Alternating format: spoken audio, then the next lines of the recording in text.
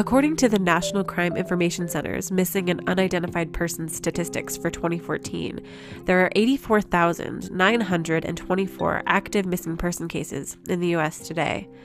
If that number sounds small to you, as it did to me, it turns out that being considered a true missing person is a somewhat tricky status to attain. These statistics, maintained and updated by the FBI, are limited to people that local police are actively looking for, so the 85,000 number does not include many who would be considered missing by their families or community. In addition, the database uses its own somewhat strict criteria for putting someone into its system, and then its own criteria for removing a case, so it's hard to know if this number is close to being accurate or not even in the ballpark. There's also a huge gap between this number and those who are reported missing. That number was over 600,000 in 2014. Of these cases, again, according to the FBI, 75% either return home, are found by police, or their records are deemed invalid, whatever that means. To further complicate matters, the true number of those who are missing does not, of course, include the unknown number of people who have gone missing but were never reported in the first place, which may include the most vulnerable members of our society, that is, people who have no one to report them missing, leaving them exposed to the worst kinds of human rights abuses. Considering all these things, that leaves the 85,000 cases that are said to be true and official, but for our purposes, we can assume that the number is more rather than less. Some of these are documented on a different online database called NamUs, the National Missing and Unidentified System. This database allows members of the public and law enforcement a shared place to research missing people. Where the National Crime Information Center is a place for statistics, NamUs is a website that tries to put a face and a story to each missing person. It's hard to describe the effect looking at these cases can have. They quickly feel personal and emotional, intimate even. You can, as some have, use the database to compare missing persons cases to unidentified bodies by looking at pictures of corpses they have on the site. Some brave web sleuths have even found matches solving missing persons cases. My name is Jordan. I guess you could say that I'm the type of person that would frequent NamUs, something one might call a little morbid.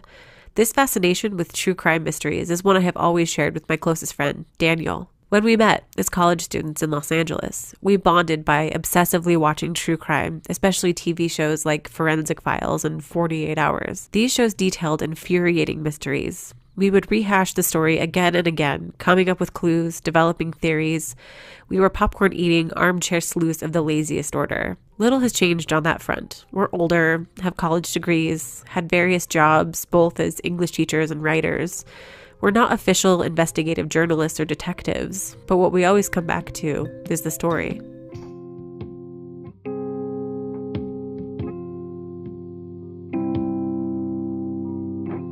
Mysteries of the missing are unique in that just telling the story, sharing the clues and circumstances can completely change the case.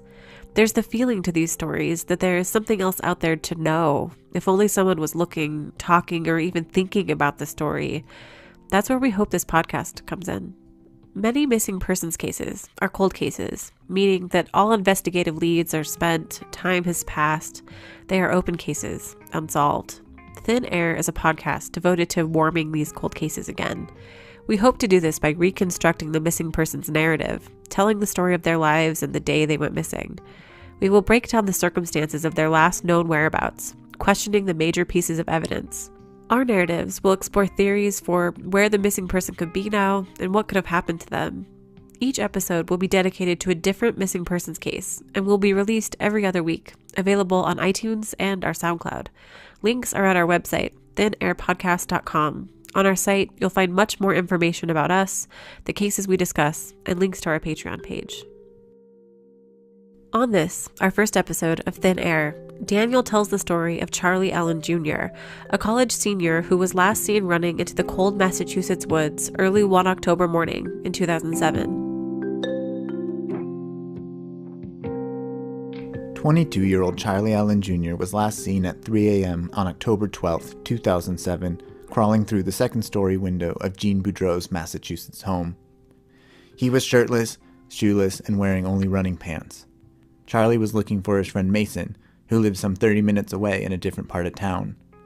Boudreau told Charlie that Mason didn't live there, so he politely excused himself, backed out the window, and jumped down from the second-story overhang.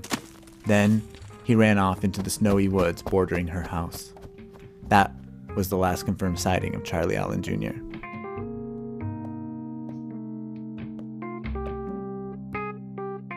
What's interesting about Charlie Allen Jr. is that on the surface, he looks like one of the typical good-looking, smooth-talking jock types.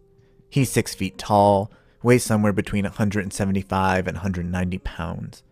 On his missing flyer, his picture shows a man with buzzed brown hair, deep brown eyes, and an angular jaw that emphasizes his boyish good looks.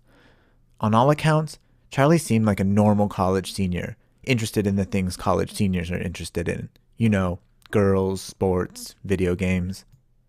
But beyond the superficial, you begin to uncover a person that is much more complex. And it seems like, if anyone was cunning enough to intentionally go missing, it just might be Charlie Allen Jr.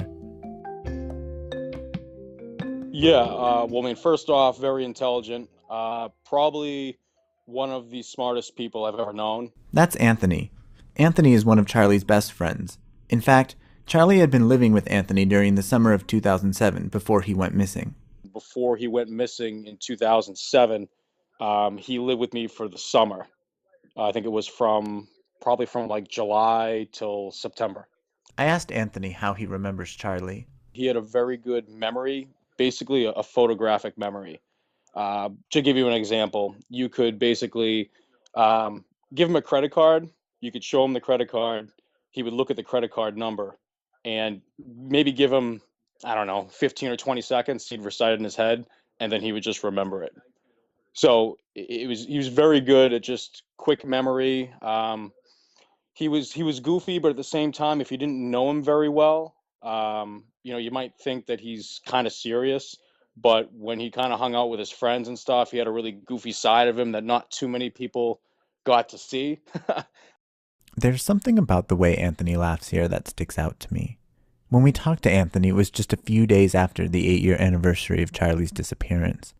For me, his laugh sounds reminiscent, sounds hopeful, as though he'll see Charlie later that evening and they'll grab a beer and hang out. If you knew him well, he was comfortable enough. He was all around a great kid, really good in school. He liked to play sports, and as you can know, he's very good in the gaming world. So, I mean, he's very well known online just through, Half-Life, Counter-Strike. Basically, he's one of those people where if he set his mind to do something, he would do it, and he would excel at it pretty well. So, definitely a one of a kind. He's very unique.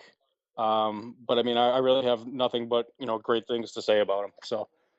Charlie was a senior psychology major at Dartmouth when he went missing. But when he was younger, he spent his days playing the online video game Half-Life. I guess you could really kind of say world renowned. I mean, gaming, branches out into, internationally. So, I mean, he traveled down to Dallas, Texas for the CPL. I mean, he was playing people from Sweden, from Japan, just all over the world. So, online gaming, his name was known everywhere. And he was considered pretty much number one in the world at Half-Life at a given time. In the online world, Charlie went by the handle Neo, a name he legally adopted in the months before he went missing. Anthony explains the reason behind his new name. He was heavily involved in tennis, and he kept saying, he wanted to become a professional tennis player. And, he didn't really care for the name Charlie Allen. So, he needed to have like a better name, so when he was on TV and he was famous, he would just have like kind of like I don't know, a unique name, I guess you could say. I kind of figured, that was probably the name he would use. He didn't really say that. But just one day I was in my room because we were kind of living together, and he stopped by and he's just like, yeah, just want to let you know, I went to I went down to the place and I changed my name. I'm like, what? He's like, yeah. He's like, the girl actually laughed at me when I did it. But I changed my name, and he didn't say it. He just gave me his license, and I looked at it, and it read Neo Babson Maximus. So I kind of like did a double take and looked at him. I'm like, are you serious? And he's just like, yeah. He's like, you're the first person I told. He's like, I'm going to tell my sister later, but, don't say anything to anyone yet. And I'm like, all right, well, just to let you know, I'm not calling you Neo, like in the public. I'm still calling you Charlie. And he's like, no, you got to address me as Neo. And I'm like, no, I'm not going to do that. So we just kind of like, joked around. Charlie Allen Jr. had officially changed his name to Neo Babson Maximus, which is definitely a unique name. I asked Anthony if he knew the origins of Charlie's new name. So Neo, obviously the name from the video game. Babson, I believe that's from his family name, the heritage, whatnot. If you go back in his family, I think Babson is a name within his family. I don't know the exact details, but Maximus, his favorite character from any movie, the movie Gladiator, Maximus, he liked that name, so he kind of try to combine all three names together. One of the patterns that I noticed while investigating this case is the consistency with which Charlie Allen Jr. invests himself into some facet of his life. Maybe it's because this is something I find myself doing. Maybe we all do it. We have an idea, we obsess over it, and we focus on it so much that we forget about everything else. We get tunnel vision. At a young age for Charlie, his obsession was video games, competing in professional tournaments, and dedicating his every waking hour to mastering them. After high school, during college, he became obsessed with tennis. Tennis became his new half-life, his new obsession. We found a clip of Charlie on YouTube at the Cyber Athletes Professional League tournament in Dallas, Texas. There's no date of when the video took place, but it was uploaded to YouTube on October 18th, 2007, just days after he went missing. In the video, he freestyle raps, but the part I was interested in was at the beginning. When I get addicted to it, that's when I start to understand it. That's like my lesson I've learned from the game. If you want to get good at something, get addicted to it. Oh, yeah.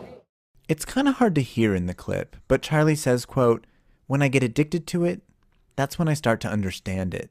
That's like my lesson I've learned in gaming. If you want to get good at something, get addicted to it." Charlie entered into tennis with the same ferocity he had entered into competitive gaming with, that same focus and dedication. However, Charlie had a secret that not too many people knew about. It was a secret he was able to hide from all but those who were closest to him.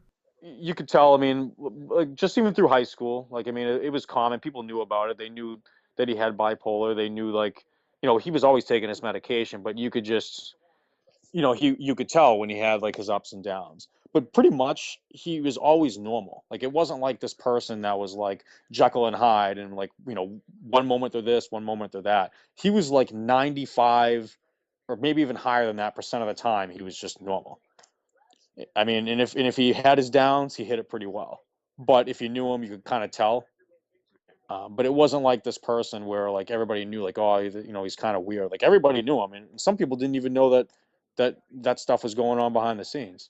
According to all accounts, Charlie had been taking medication to deal with his bipolar disorder, which is probably why he was able to hide it from so many people for so long. However, in the months leading up to his disappearance, Charlie stopped taking his medication and started exhibiting eccentric and rash behavior, as well as a new interest in Scientology, specifically their anti-psychological views. Anthony explains. He really got involved with, I don't know if you know too much about like the Tom Cruise, the Scientology and whatnot. He was like, he was all about that. I mean, he would explain it to me and he would just say like, yeah, the whole Scientology thing. He's like, you don't need medication. It's all a placebo effect. It just, when people take medication, they think that it's helping them, but in reality, it's just, they're tricking themselves. It's just a waste of money. You don't need it. It's not natural.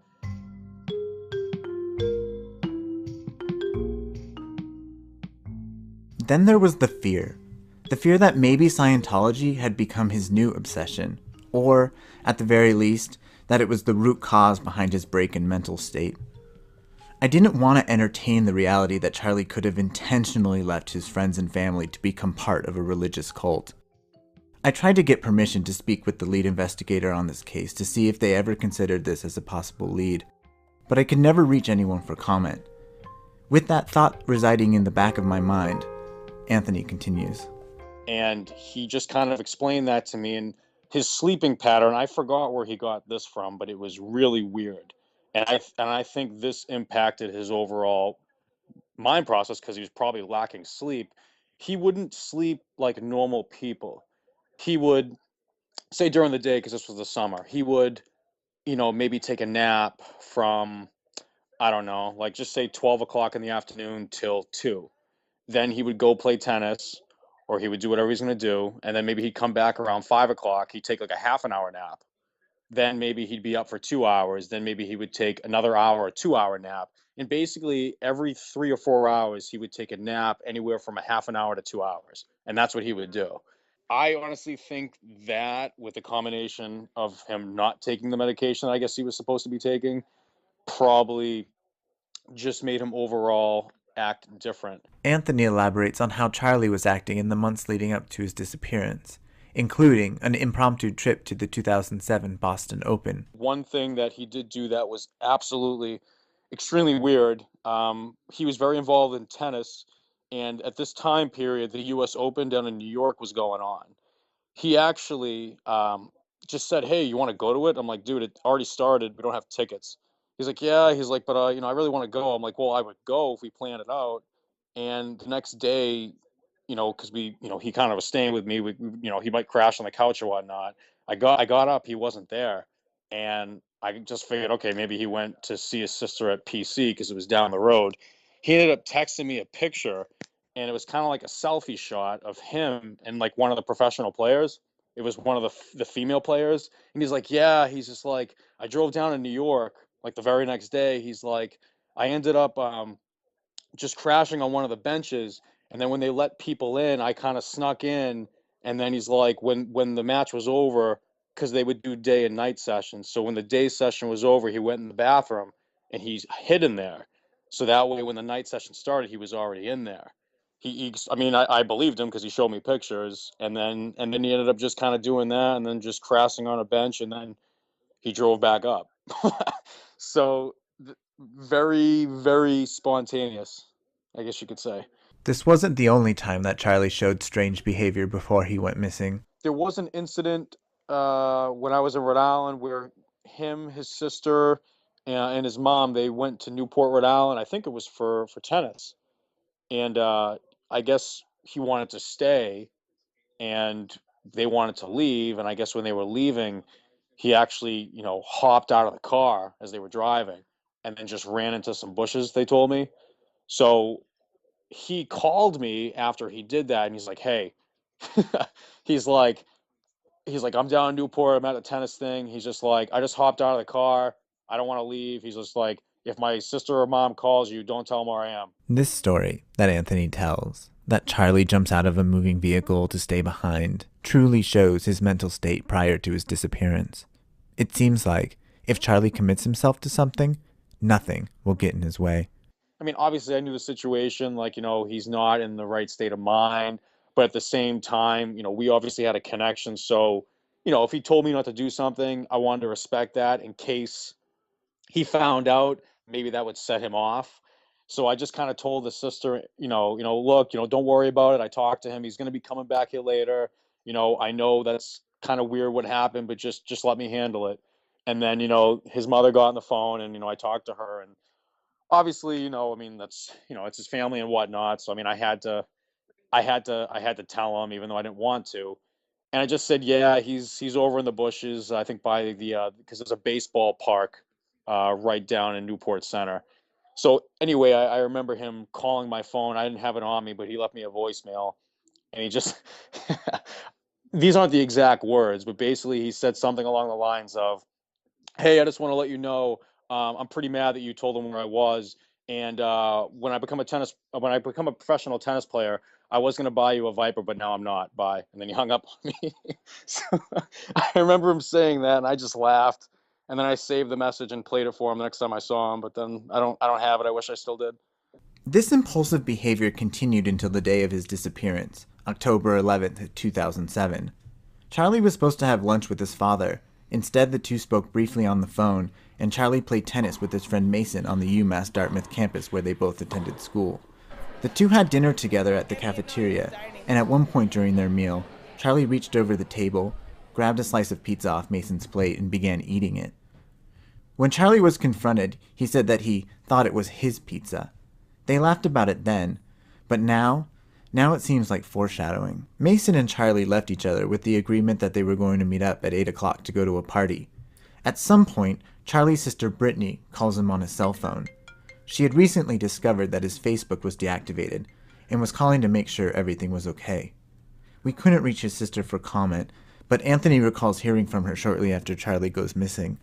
The way it came from when his sister called me one day, I was actually back home in Haverhill. I had left Providence, and she had told me, she's like, "Hey, have you talked to Charlie lately? I haven't talked to him. He kind of called me all panicking and just saying, people are after me, and kind of really didn't make sense." And she said that the last thing he said was, look at the table of periodic elements to find the answer.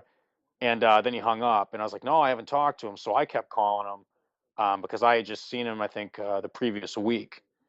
We found footage of an interview Charlie's sister, Brittany, gave a local news station. In the interview, which also includes audio of her father, she describes the last time she talked to her brother. This is 22-year-old Neo Babson Maximus, a UMass Dartmouth senior. On October 11th, Neo's family suspected things were getting worse. His sister, Brittany, called Neo because Neo's Facebook account was suddenly deleted. He just seemed a little confused, when I called him and asked him why he deleted it. He wasn't making that much sense. He just thought someone was after him. We actually abruptly ended the conversation. I think he hung up on me or something, and his phone was turned off after that. When did you realize Charlie was missing? Basically when that occurred on October 11th, we were concerned, but we thought he'd turn up, the next day. According to accounts from Brittany, Charlie's tone immediately shifted to panic after hearing about his Facebook. Charlie told her that he had sent some emails, that some important people were after him. He also told her that all the answers could be found in, or under, depending on the account, the periodic table of elements. And that was it.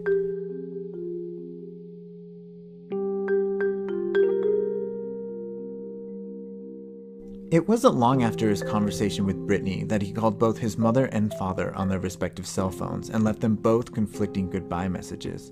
He told his father that he was going to Florida or Mexico, and he told his mom that he was going to Texas. This is the part of the story that really gives me pause. There's a piece of me that wants all of this to be a giant riddle. Scientology, the emails, the important people, the name change, the periodic table of elements. But then there's the other part of me that feels like it's so extraordinary, it couldn't possibly be true.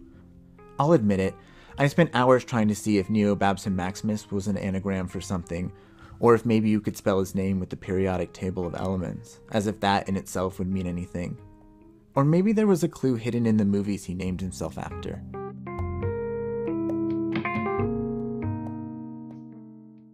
I'm not a professional journalist or detective, and I don't have a lot of resources available to me. I did what I felt was obvious. I went to Facebook. I searched his names. I found 2 exact matches for a Neo Babson Maximus, first, middle, and last.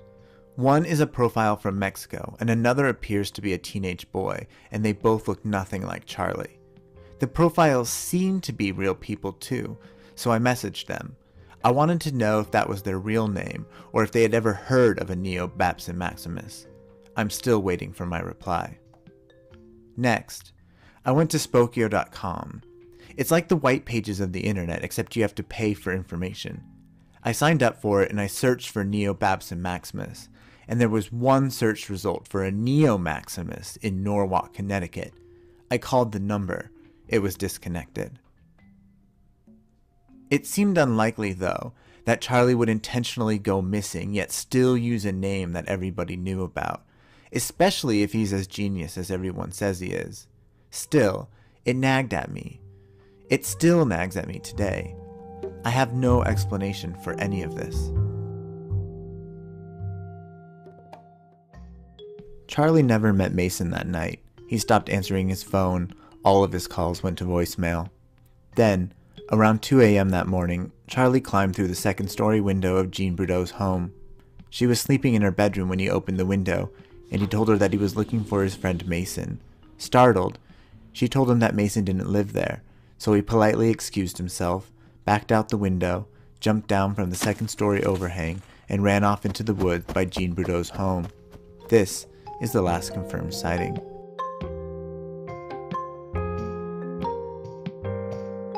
If Charlie is as smart as everyone says he is, and he did that to his computer intentionally, then the web searches are clearly a red herring. Why wipe everything on your computer but that? However, if Charlie wasn't responsible for the wiping of his hard drive, then we can only assume there is something much more sinister going on. Could these so-called important people really be after him? But I'm thinking maybe he just, wasn't thinking in the correct way or in the right state of mind, and then just really believed someone was after him even though they weren't. And the whole computer thing, I mean, if this was planned and he wanted to do this, I mean, he could easily, I mean, it's not hard to do. I mean, you wipe your hard drive. I mean, you just reformat it, or you just, completely wipe it. So if it was planned, I mean, same thing with Facebook. People are like, oh, his Facebook was disabled. I mean, that's not hard to do whatsoever. So I mean, he could have, if he did plan it, I mean, he could have done all that.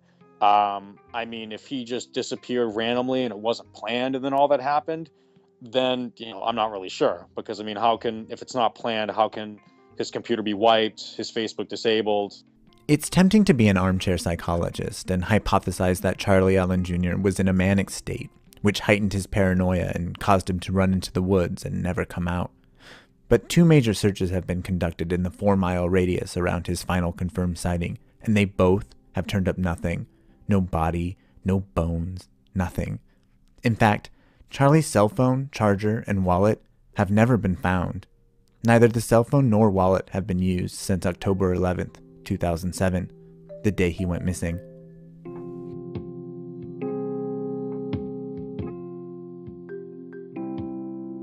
The first media reports of Charlie's disappearance began circulating around October 16, 2007, and immediately tips started pouring in.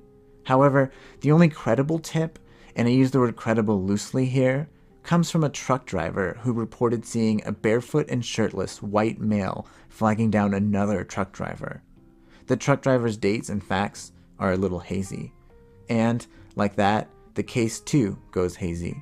You hear a lot about it where he planned it and they think that he took off and, he maybe hitchhiked and, maybe went down somewhere. But I mean, this has gone around a lot more now publicly. So, I mean, I would think, people have to, like, in other areas, like, be aware of this story. And I've heard that there's been some sightings of him. That's right. After 2 years, a sighting.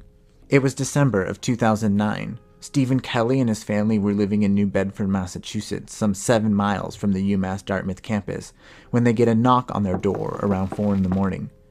Stephen answers the door and sees an unidentified white male standing in front of him, who he describes as being underdressed for the cold December weather. The man asks him if he knows how to get to the SMU campus. SMU is what UMass Dartmouth used to be called prior to 1991. Confused, Stephen closes the door and calls the police. By the time the police arrive, the man was gone. It wasn't until a few days later, when Stephen stumbles upon the missing persons report for Charlie Allen Jr., that he makes the connection. Stephen Kelly insists that Charlie Allen Jr. was the man standing on his porch that morning in December of 2009.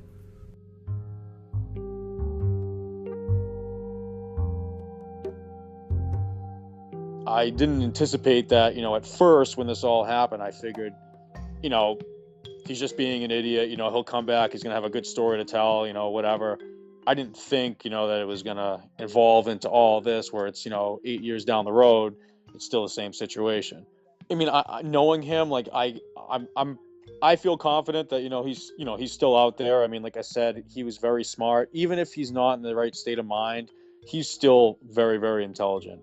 So, I mean, I have no idea what's going on, but I mean, I just feel like if he wanted to be found, he would. If he doesn't want to be found, then he won't. But, I mean, I just obviously be nice. I mean, this is getting out obviously more publicly. I mean, it already is. So I just hope that obviously if someone has seen him, whether they know where he is at that any given time, at least if someone can, call authorities or post something online or say something to someone so it gets out that they did see him. Obviously, that'd be nice to know. I really want to share Anthony's optimism about this case.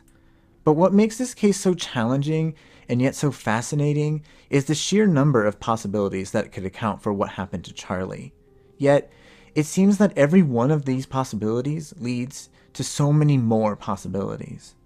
There's the possibility that he entered a manic state and found himself stranded in the middle of the dense forest that surrounded the location of where he went missing, dying a lonely death in the cold, dark woods, and the search teams have just overlooked his body.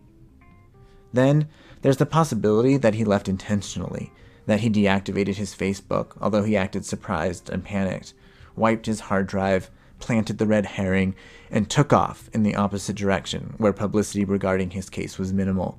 After all, he tried to do this in the past, so why not now? There's the possibility that in a manic state, he hitched a ride to Clearwater, Florida, and dedicated his life to the teachings of L. Ron Hubbard. There's the possibility that he was telling the truth, that important people were after him, that he'd used his knowledge of computers to hack into confidential documents. Maybe the planting of evidence and ambiguity regarding the disappearance was intentional, so to protect the people he cared about, like his mom, dad, sister, and friends. Whatever happened, there's a real possibility that we'll never know, and that we'll never have the answers. But, like in so many of these cases, no answers are essentially good answers, because no answers leave us open to the possibility of that wonder and that hope that one day someone will know something. To this day, Charlie Allen Jr. remains missing.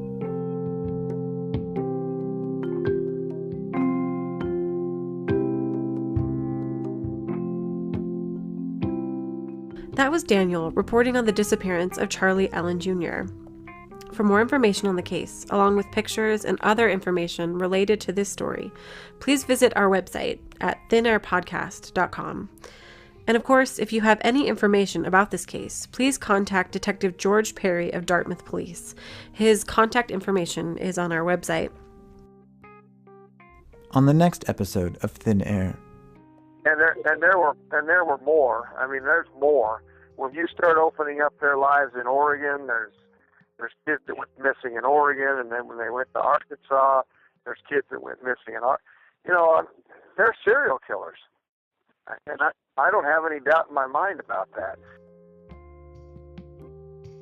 A two-part special as Jordan investigates a cold case from 1977, the disappearance of a young woman in Idaho in the midst of a custody battle, turns into a story about family betrayal, satanic panic, kidnapping, and a convicted serial killer who calls our investigation a, quote, mission impossible. Join us in 2 weeks.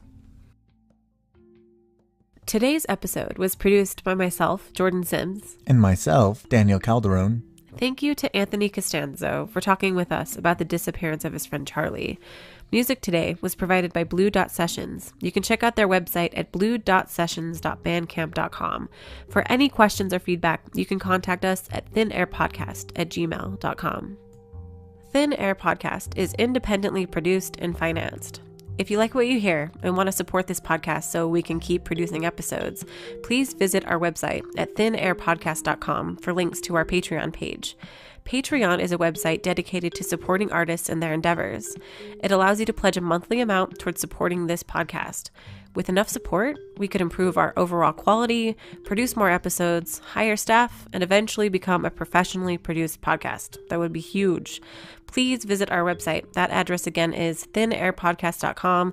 Click the donate button in the upper right hand for a link to our Patreon page. One more time, that's thinairpodcast.com. Thanks for listening.